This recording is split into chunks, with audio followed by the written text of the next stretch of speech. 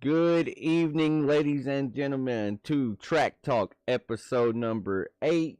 We're here tonight heading into Watkins Glen. I'm joined by always as the old man of the group, Mr. Mark Arthur. Mark, how you doing tonight, buddy? I'm doing pretty good. I got one question for you. What's that?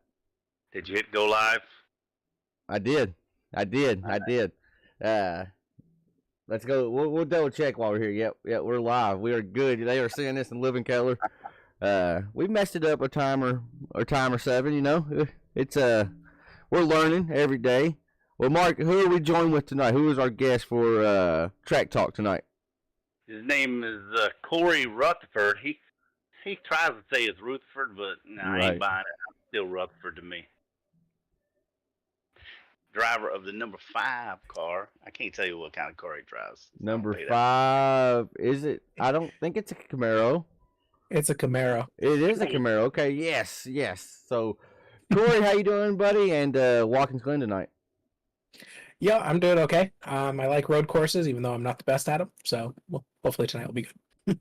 Now, you say you're not the best at them, but you are fairly comfortable in them, right? Because you do a lot of endurance races and stuff like that, right?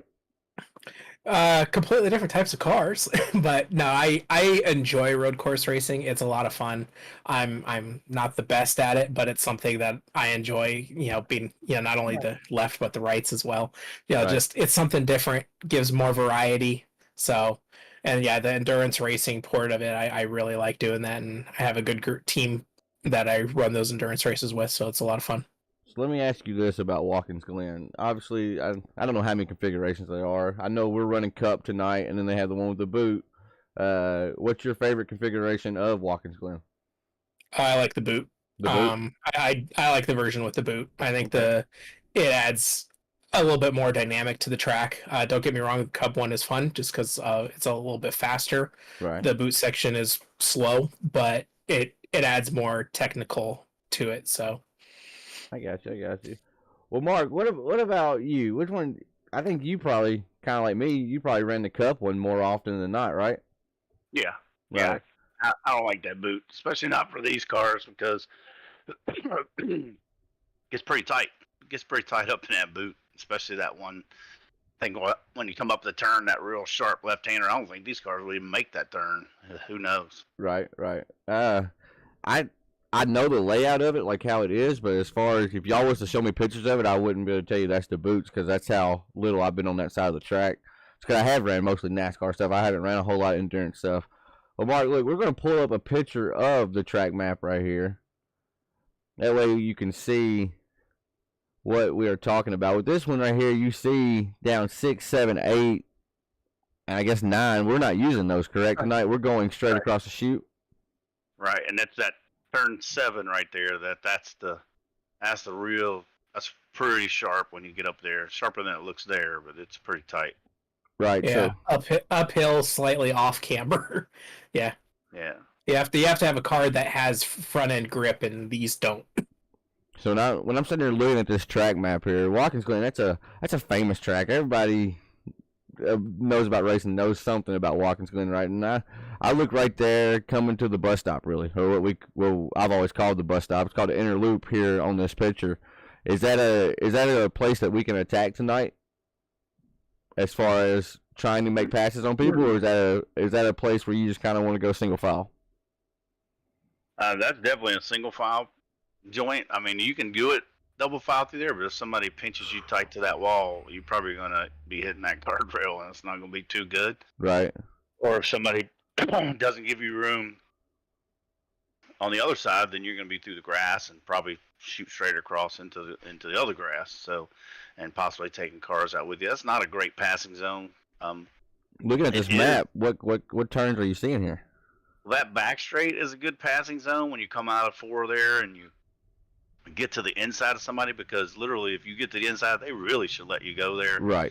Because it gets so tight going, and they've beat you, right? If they come off the corner better through the S's and they come out of 4 and they get to your inside, you've been beat, right? So let them have it there, or there might be a disaster coming into that bus stop. What about you, Corey? What other place you said? I see the backstretch, of course. I think of, it's called the outer loop on here. I think I've always called it the carousel in real life, just the the long Right. sweeping right-hander. I can see that being a passing portion, but in order to pass there, somebody's almost got to let you by. Really, that's a spot where I know we let a lot of people by if they're faster, and that's basically all I'm seeing besides the glaring one, number one, turn one. Yeah, let's see. Yeah, the backstretch, if you can get a good draft on someone, you can try to outbreak them going into the bus stop. And yeah, I call it the bus stop and the carousel too. It's the bus stop and the carousel, not the inner outer loop. Right, I don't right. care what it says. But yeah, if you can outbreak them going into the bus stop, yeah, that's a good passing zone. But as Mark said, you can only go single file through the bus stop. In one of these cars, try to go too wide, well, someone's gonna eat the grass. Right. Carousel you can pass, but usually you have to get a nose under someone or give them a little bit of the chrome horn to get them up and out of the way. Otherwise, turn one is always the other good passing zone. You're downhill, heavy braking, and if you can outbrake your competitor into turn one, you can make a pass there. Just got to be careful not to slide off, especially now with the track limits as strict as they are. Right. I heard Cody Gibson actually talk about that earlier, talking about how you get, what was it, Mark? You said you get all 4 tires across the rumble strip. You're getting a 1X now. Oh yeah. Right. So, and if you get too far out, you get either a 4 or 5 second corner cutting penalty, even though you're not really cutting. Really, that's crazy. I didn't know that. Looking at the map here, 2, 3, and 4 looks fairly simple. Like if you just sit here and look at it like this, but man, oh man, I struggle there coming up the hill, and you want to make corner 4 perfectly, right? Because you got that long straightaway to build up so much speed, and that's my biggest trouble portion of the track is 2 through 4 probably. Well, I guess we'll say 2 through the bus stop, really. Yeah, and that's the most iconic part. The S's are in a lot of cases the most fun part of the track, in my opinion, but it's one of those you have to hit them right. And they're very fast, So with the Xfinity cars, you can't go full throttle through them like you can in a standard road car. You definitely have to feather it. You have to play with the throttle to get the car to grip. But going through the S's and getting it perfect, that's so much fun. Right. As we pull up some stats just from last season. Our post hitter, which it was a little bit different car, Mark. It was you, sadly. That's fake news, but whatever.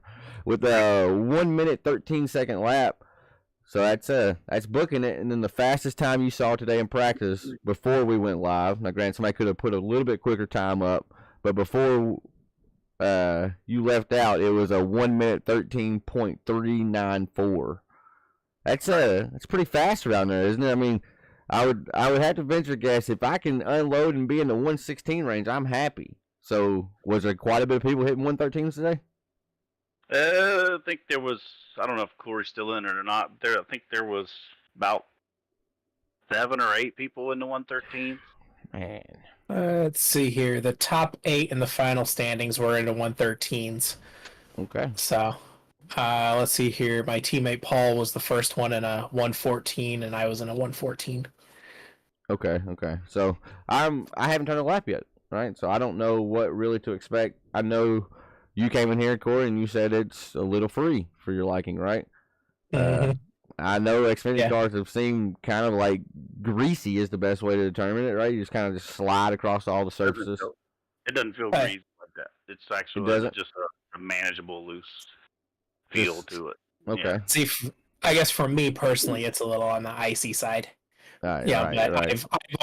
I've always liked a car to be a little bit, tighter and not as loose. So I like one that I turn my steering wheel and it goes where I want it to go. Right. Yeah, it just doesn't have that 4-wheel slide kind of feel to it. It does have some turn, and you just get the rear end will step out from under you if you're matting the gas too much and things like that. But it's a little treacherous under braking too. I was feeling a little snappy situations under braking, and I think there's a lot of wheel hop feels like in the car if you're not shifting at the right moment. Yeah, definitely got to be careful on that. That's going to be a trending word. I feel like on the broadcast is wheel hop. I mean, getting down through the gears, doing it correctly and fast enough to either attack for a position or kind of defend a position, or just trying to turn a lap like me, right? I'm not attacking anything tonight. I'm defending myself, defending my car, and I just want to finish, right? So it's cool talking to y'all because I know y'all get out there, y'all race a little bit, right? And Mark, you were the post hitter last season.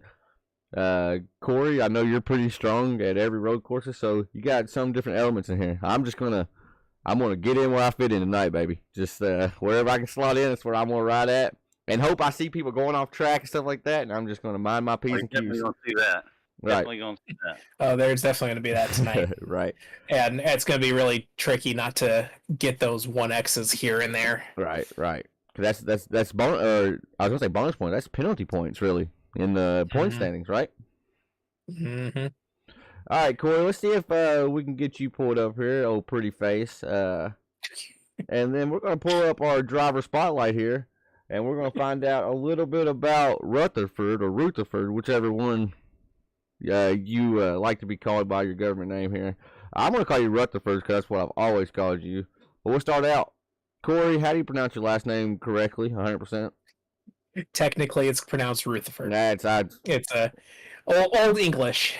All right, whatever. So Corey Rutherford up here, driver number 5, Chevy Camaro. Currently, Corey, you're sitting 11th in points. Talk me through your season so far. So far, it's been ups and downs. When it's good, it's been good. When it's bad, it's been bad. I haven't really had that good intermediate race yet, so it's just been luck of the draw. Strategies haven't been playing out great for me so far this season, with the exception of maybe Nashville. Nashville turned out great, but it's more just highs and lows. From my notes, it's showing me that you've had 2 top 10 finishes, right? With a season best finish of 8th at Homestead, Miami. Is that correct?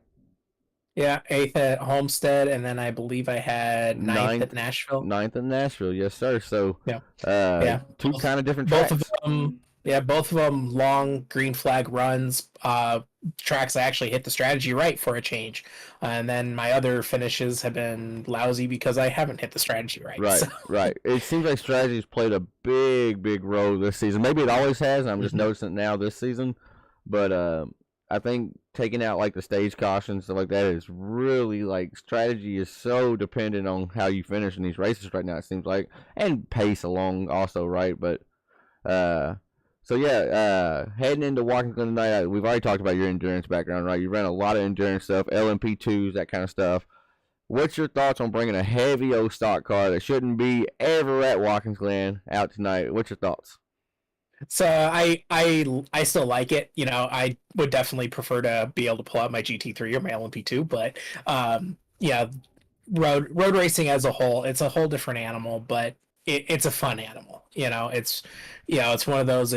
I've always liked doing something different, something off, that isn't normally, what you do with cars like this. So for me, having the road races, I think, is a lot of fun, even if I'm not the best with the stock car side of things. But it's something different. You gotta learn how to drive it just like you do every week. Right. And another portion about driver spotlight is we want to find out what are you racing with? What equipment you run with? Let's see here. I have a Fanatec DD Pro, or it's a DD2 Gran Turismo wheel and base, Fanatec V3 pedals. Okay. Alienware laptop is my computer, but I have that hooked up to a 32-inch widescreen monitor, and that's my rig. Nothing too fancy. You say an Alienware laptop is running it basically, but you have it hooked up to a TV. That's pretty cool. Yeah, I have it hooked up to a monitor, so I have two screens. I have my racing monitor right directly in front of me, and then my laptop is off to the side where I run, my TeamSpeak and any other kind of racing apps or anything like that I want to use. That's pretty neat. I didn't know. So iRacing, all that's running off the laptop as well. Yep. And no problem with it at all. It is a gaming laptop, so it's built for gaming. But yeah, no problems for the most part. Besides cool. iRacing being iRacing at times. Right. And he's got a kill switch ran over to Joshua's wheel in case he's beating him. He can make sure to turn his wheel off. I've always wondered that. So for the ones that don't know, if you don't know, you're living on a rock. Obviously, Joshua and Corey Rutherford, they are the brothers, right? Are y'all in the same house? Y'all are, yes, right? We're in the same house. Joshua is literally 10 feet behind me in his bedroom. So can we throw something at him or something? Like if we ever get mad, like if he ever wrecks or something, can you just chuck something back at him or something? I'd literally have to walk out of my bedroom, walk into his bedroom, then I could throw something at him. Right. But The brother dynamic on track. Have y'all ever had any run-ins? Any type of Nah. run-ins, really? not No. really. No, we actually get along well as far as brothers go. So, we're teammates. As much on the track as we are off the track. We try to support each other, try to help each other. Yeah, of course, I want to beat him every week and vice versa. So there's definitely that internal sibling rivalry, but Right, it's like right. I won't. We don't try wrecking each other on the track, at least not on purpose. That's awesome. That's cool to hear. I figured you're gonna give me at least one instance where like, yeah, it was his fault. He don't say it is, but he says it's. But that's cool though. Like Mark ain't my brother, and I don't like him, so. Mark, Don't hate me because you ugly. Shut up. All right, it's time for who is that driver. All right, and for the ones that don't know, with this one, I'm gonna give. I got 10 hints, right? Actually, I think I only got 9, but y'all should get 9. I got 9 hints today. That's all we came up with for this driver. I'm gonna read the first. You wasn't gonna get it. You're not gonna get it. I read the first 2.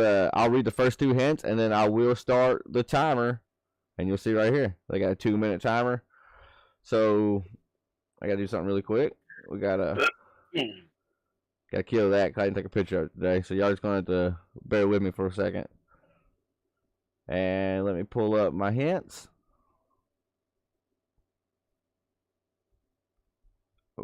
Corey might get it. I think Corey's gonna get it.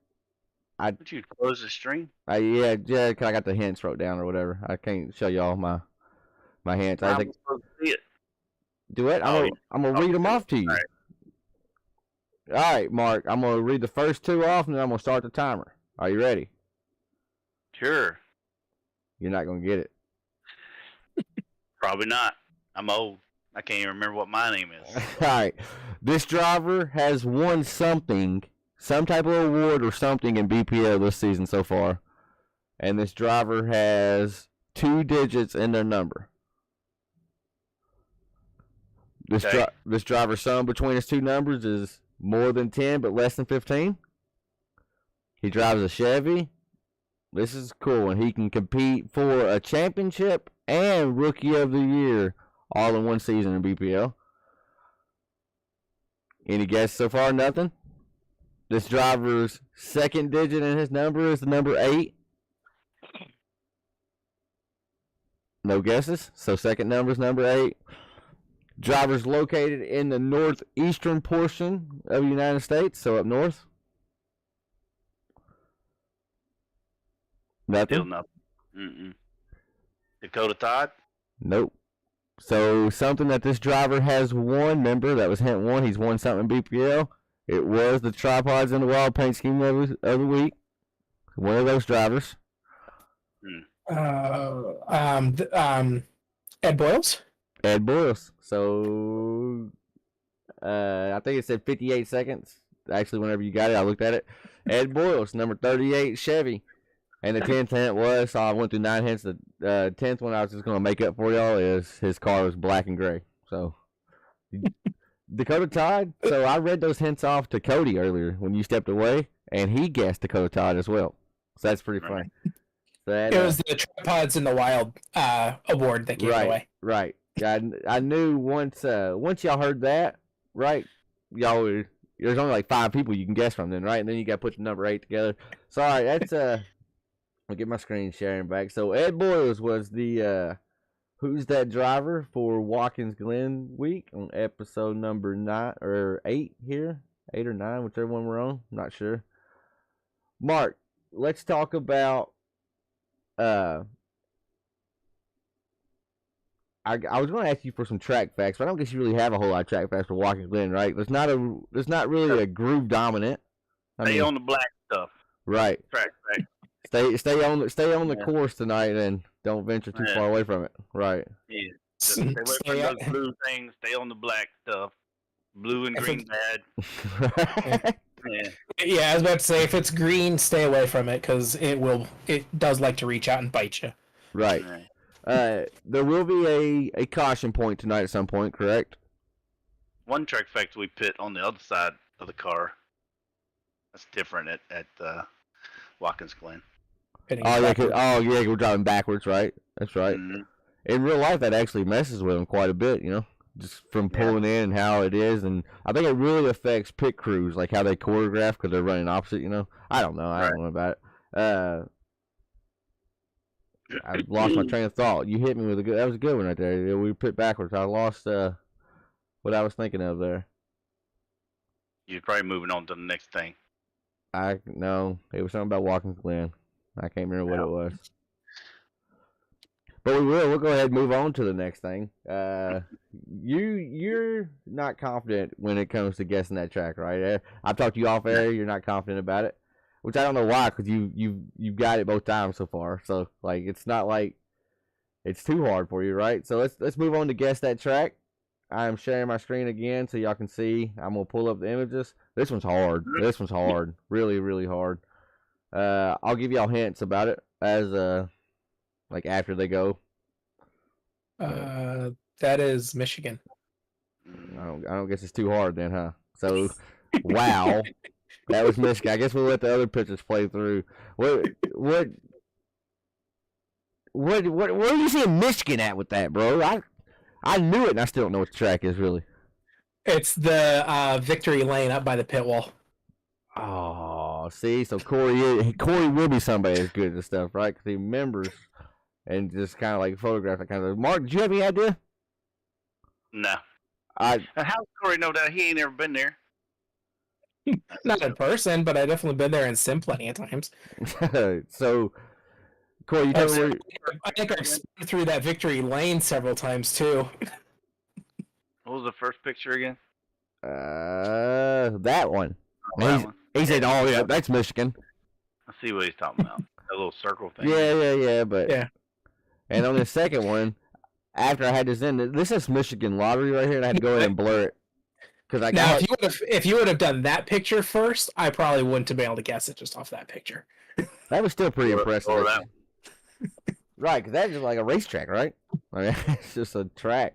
I would have never. Y'all would have put this on me. I never would have got that. That went by a lot quicker.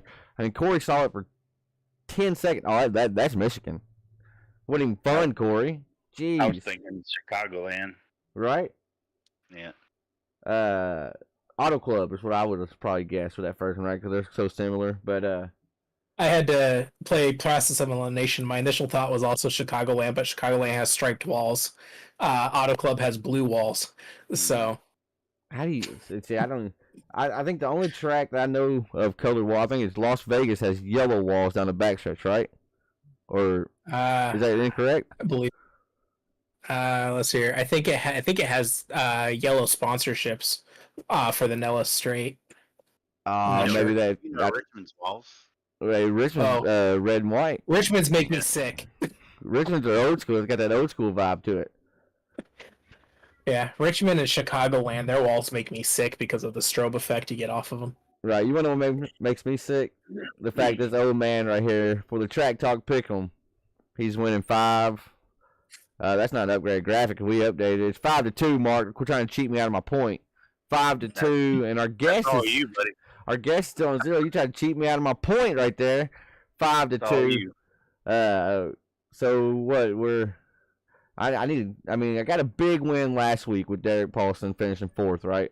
That helped out a ton because I'm still down 3, right? And our guest is still not on the board, so we're gonna see if our guest Rutherford can get on the board today. Corey, I sent you over a list of who you cannot pick. You cannot pick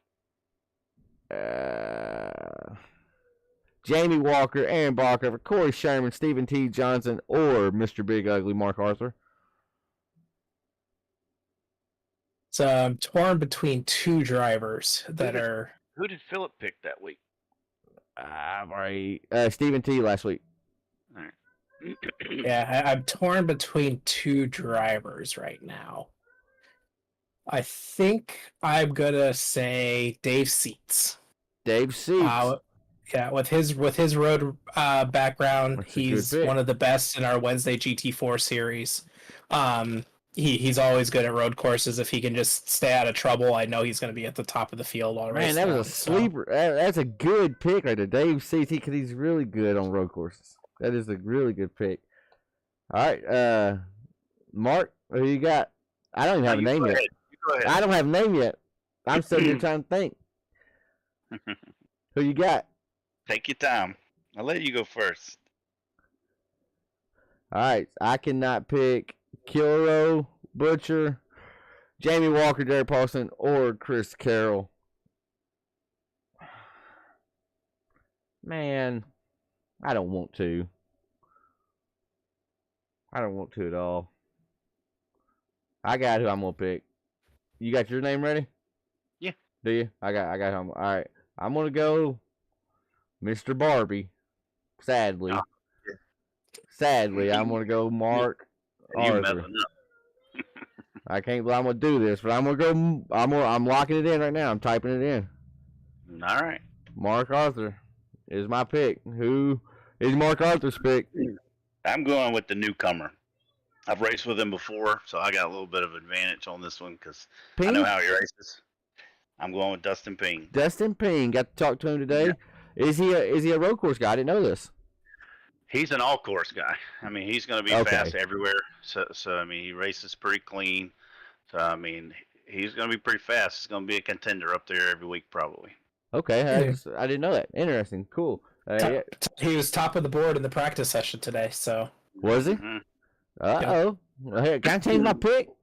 Can I change it? Get a mulligan? Hey, you got the second place guy on the board during the practice session. So Big Ugly was second, Mark Arthur. Yeah. Man, oh man. He's so like mischievous. Like end of the race, he'll pull off and let Dustin or Dave beat him just so I don't get a point next week, right? That's just how I wouldn't do that. That's how he operates, right? I wouldn't do that. Right. Well, folks, it is about that time. Practice fires up in 1 minute, and I'll be honest, I haven't turned a single lap yet. I'm going to be a menace. I need to get out there and practice. Corey Rutherford, huge shout out to you for coming on board with us tonight. Thank you, as always. Shout out who and what you do for the iRacing community. You can always look me up on Facebook, CJR Graphics. I do a lot of paint jobs for this league, for my Tuesday Night League Venom, as well as anybody else that wants a paint. I'm happy to provide my services. He does a ton of banners too, by the way, a ton of them. I don't know about it from experience, but a ton. I try. But that's my biggest thing is I enjoy the painting aspect, so I'm happy to paint for others when they need it. And then from there, got to give a shout out to my brother, Mullet Music Productions. Always go check him out, check out his music and everything he does.